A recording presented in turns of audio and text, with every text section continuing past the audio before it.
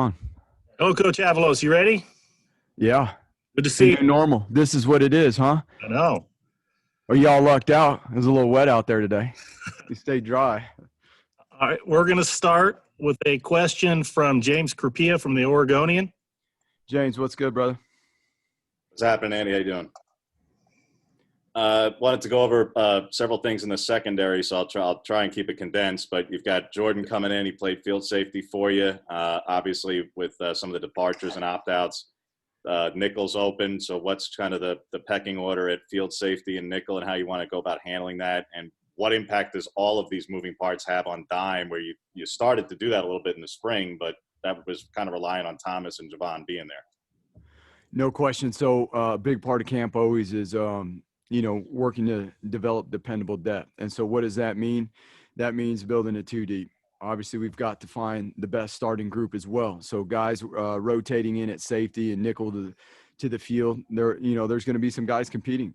Jamal Hill's done an excellent job through the offseason and done a really, really nice job to start camp, as well as having guys like Verone and Bennett and J-Hap, and J-Hap's played nickel as well too. So there's a lot of guys out there that can do a nice job playing that position, as well as Nick Pickett. So we have some guys that do have experience. Some obviously a lot more than others, and the competition and the way they work together and put all the moving parts together has been really exciting. Now, as we move into the sub packages, as we get more into camp, we got to build our nickel and our base defenses first, and then we'll be able to move from there and find out really where we're at.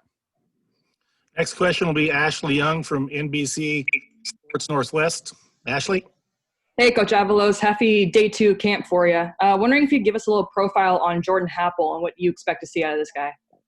Yeah, so obviously Jordan's an unbelievable young man, and very blessed to have him join us and obviously get his first day out there at practice today. The first time he jumped in there, I was doing something and I heard him make a call out in the field, and it's been a little while since I heard that voice out there, being the quarterback back there in the defense. So it was fun to see him out there today, and there are some things that are a little different that he'll pick up and he'll learn, but he's tremendously smart, and he is very humbled to be here and very excited.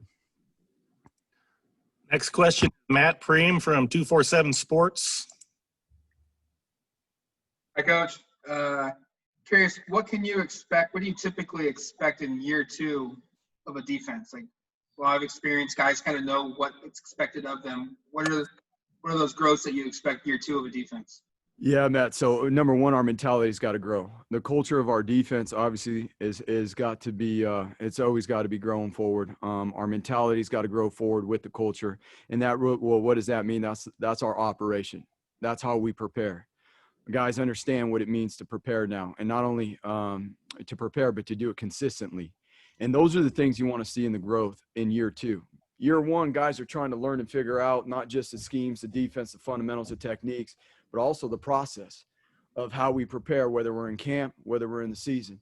And so now in year number 2, we would hope, that those have become habits, and we're going to continue to emphasize those things in our preparation so that the consistency will show. And then obviously schematically, from year to year, you're always going to adjust a few things. You're going to do some professional development. You're going to look and see, okay, we got to get better at these things. Hey, maybe we can add this, or maybe we don't need to do this. Maybe this player that is going to step in this year is going to be better at doing this. So we'll adjust some of those things, again, always to fit the personnel. Next question, AJ Jacobson from Rivals. Hey, Coach, you walked away with one of the top defense recruiting classes in the nation last year, and you're integrating those, those guys into this year's team. But at linebacker, we had you as the top recruiting class in the nation, linebacker. What are your expectations, out of this young group, particularly at the linebacker position, these incoming freshmen? You know what is always the hardest thing about playing as a true freshman is, number one, you're away from home. There's a lot of maturity that it takes. And so just helping them grow off the field and get used to their new surroundings, where they're at. We do have an advantage that, some of those guys did enroll early and have been here throughout the summer, off and on, obviously with the COVID restrictions that we've had. But on the field wise, we're making serious progress. We're making serious progress with a lot of the freshmen. Again, we've had a lot of time to Zoom, and the time during the summer that we've used, all that stuff. All that stuff is paying off because they are doing a tremendous job. Both the linebackers, the guys in the front, some of the D linemen, and obviously some of the guys in the secondary. Next question, Ryan Thorburn from the Register Guard.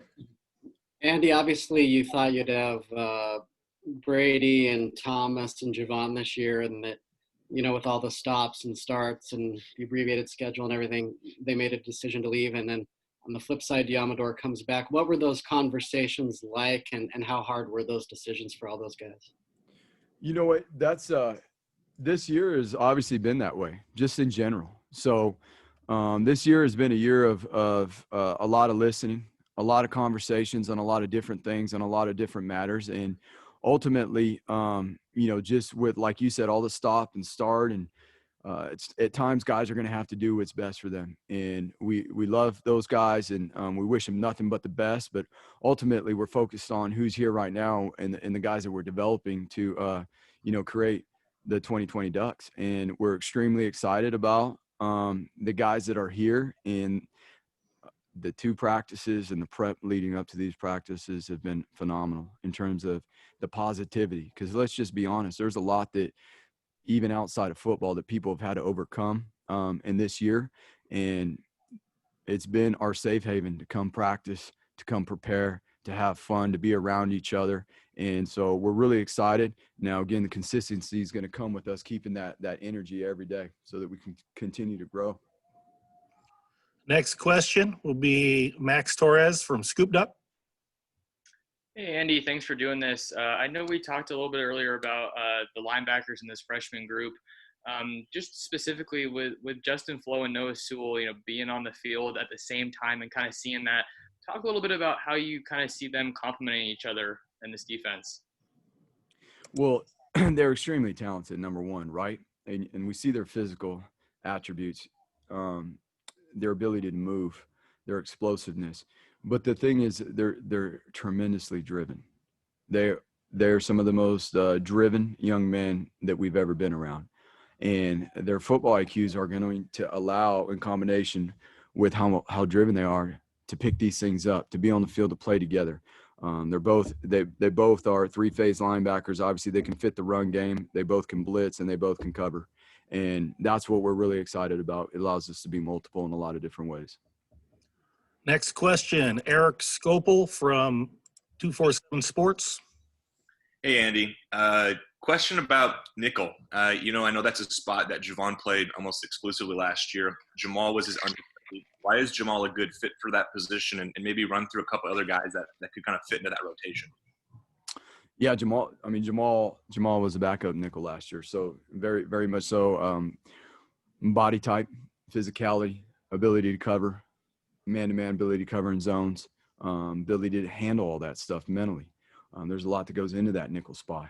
So Jamal is a guy that can play that position, as well as the field safeties. That's a transition naturally that allows us to play different guys at that position. And then another guy that's got a tremendous amount of work there too is Nick Pickett. So we're excited about building our best lineup and getting our best ones on the field, and then developing that dependable depth to give us our best 2s, and then even working our way on from there with the 3s.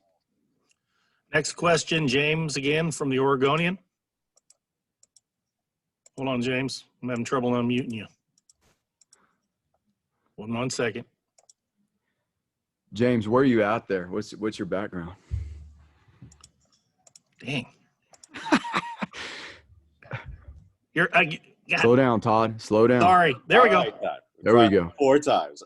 No, it's just it's the Manhattan Bridge in New York, Andy. Sweet. I just don't like people looking inside my house. To go back to the linebackers, wanted to ask you first about the competition at weak side between Drew and MJ in general, and if Justin can get in the mix there and how quickly. And also, if 4-3 is actually going to matter more this year than in years past, because with a short schedule, Stanford, Cal, Washington, even UCLA and Oregon State rely on a lot of multi-tight end packages. And you only have Wazoo and maybe a South Division opponent who's going to be a 4 or 5 wide set team by base offense. Yeah, there's no question. I mean, you hit a lot of valid points there. The young linebackers will work in, and they're getting considerable amount of reps with the twos. So yes, they are working in with those guys. We're working to find our best lineup, our best second team and beyond there. With the schedule that we have slated, there are a lot of pro style teams, as you mentioned. That's a very valid point there. And so being able to play against those bigger sets and making sure that we can handle and operate out of the 4-3 and do some different things will be a big priority, as well as being able to still work at a nickel. We played a lot of nickel to those teams last year as well. It allows us to be very multiple and play the whole playbook. Next question, Matt Preem, 247 Sports. Andy, this time or beginning of the year last year, Adrian Jackson was going to be a starter for you guys. Then he got hurt, obviously, missed the year. What does he bring to the table this season? And I guess another guy that's going to be a better year conditioned is Mace Funa outside as well because of his injury as a senior. What do you just kind of expect from those two guys for your linebackers this year? Yeah, and there's no question. I mean, we're excited to have Ajax back out there. He's explosive now. His twitch and his speed is different. So and where he fits in, obviously, over there with Mace and being able to play and do some different things as well, helping at other positions will be awesome for our defense. He brings another dynamic, again, just in terms of his explosiveness and his speed. So we're excited about him. And, Mace is like having another coach out there. So. Warren Williamson. Hold on.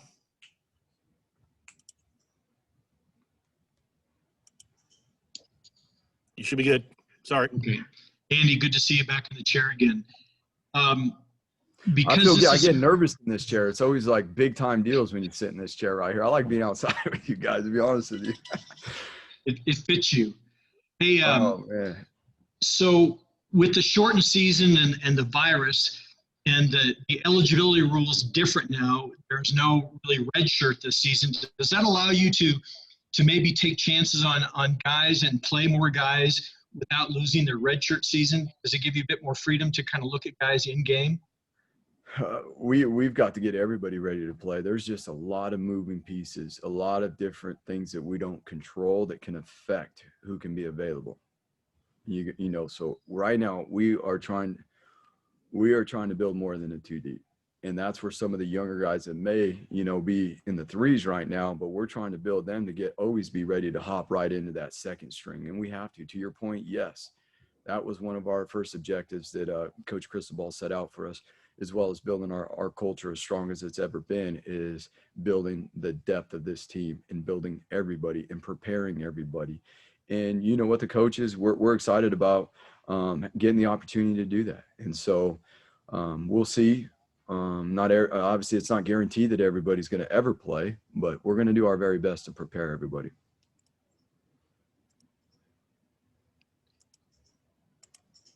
Next question is going to be Ryan Thorburn.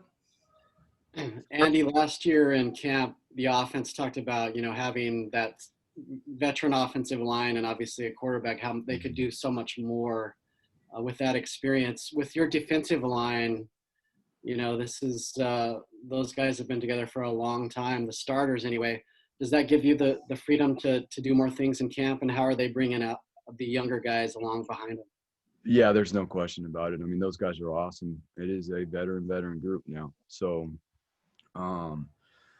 it still comes down to their consistency and them growing, and that's where we want to keep it for them. We want to make sure our focus is still to develop them, because they still have room to develop.